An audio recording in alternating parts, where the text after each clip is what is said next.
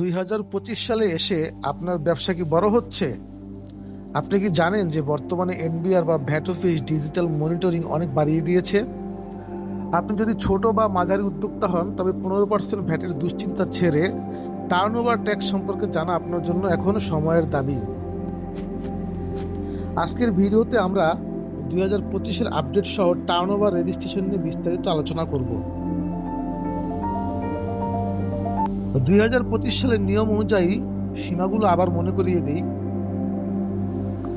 বার্ষিক বিক্রি 50 লক্ষ টাকার নিচে, অর্থাৎ কোনো ভ্যাট বা টার্নওভার ট্যাক্স দিতে হবে না, অব্যাহতিপ্রাপ্ত।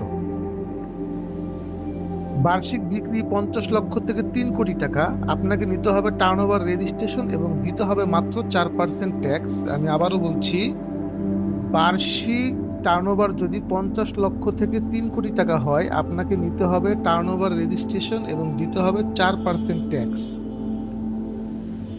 এবং বার্ষিক টার্নওভার যদি 3 কোটি টাকার উপরে হয়, আপনাকে নিতে হবে পূর্ণাঙ্গ ভ্যাট রেজিস্ট্রেশন বা বিআইএন বিন। যদি আপনার বাৎসরিক সেল যদি 3 কোটি টাকার উপরে হয়, আপনাকে নিতে হবে পূর্ণাঙ্গ ভ্যাট রেজিস্ট্রেশন বা বিল। এবার আমরা আলোচনা করব কেন 2025 সালে এটি গুরুত্বপূর্ণ। কেন 2025 সালে আপনি টার্নওভার রেজিস্ট্রেশন করবেন?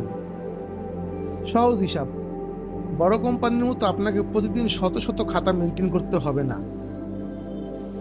2 হলো কম কর।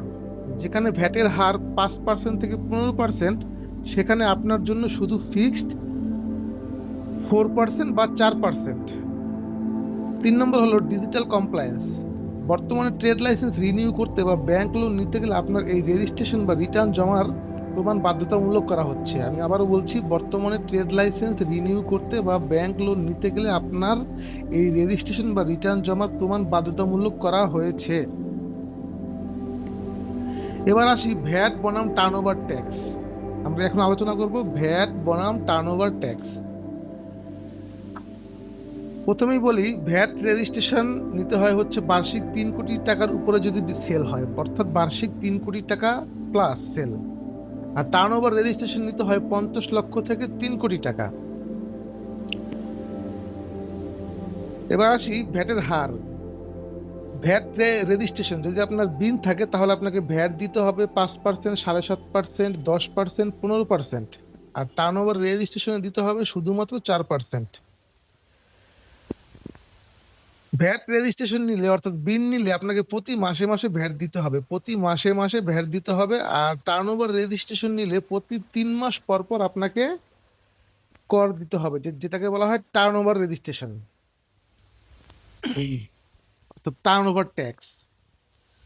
মূসক 6.3 আপনাকে মেনটেন করতে হবে যদি ভ্যাট রেজিস্ট্রেশন নেন, আর যদি টার্নওভার রেজিস্ট্রেশন নেন আপনাকে মেনটেন করতে হবে মূসক 6.9। ভ্যাট রেজিস্ট্রেশন হলো ফুল অটোমেটেড, আর টার্নওভার রেজিস্ট্রেশন করতে হয় vat.gov.bd পোর্টালে। আপনাদেরকে এখন একটা বিশেষ টিপস দেই। আপনি যদি টার্নওভার নিবন্ধিত হন, তবে গ্রাহকের মেমোতে ভ্যাট আলাদা করে যোগ করবেন না। আমি আবারও বলছি, আপনি যদি টার্নওভার নিবন্ধিত হন, তবে গ্রাহকের মেমোতে ভ্যাট আলাদা করে যোগ করবেন না। পণ্যের দামের ভেতরেই এই 4% ধরে নিতে হবে।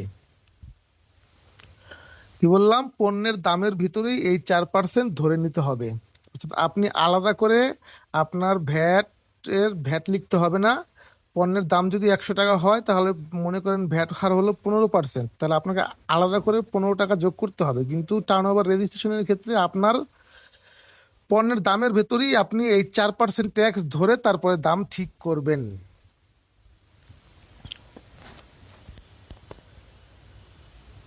2025 সালে আবেদন প্রক্রিয়া এখন পুরোপুরি অনলাইনে।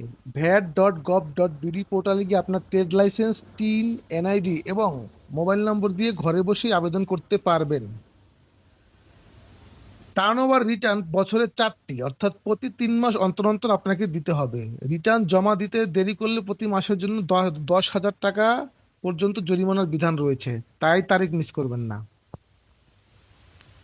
একজন সচেতন উদ্যোক্তা হিসেবে সঠিক ট্যাক্স নিয়ম যেন আপনার জন্য ব্যবসার রক্ষা কবচ। 2025 সালে স্মার্ট বাংলাদেশের সাথে আপনার ব্যবসাকে স্মার্টলি পরিচালনা করুন। ভ্যাট বা টার্নওভার সংক্রান্ত কোনো প্রশ্ন থাকলে সরাসরি কমেন্টে জানান, আমি উত্তর দেওয়ার চেষ্টা করব।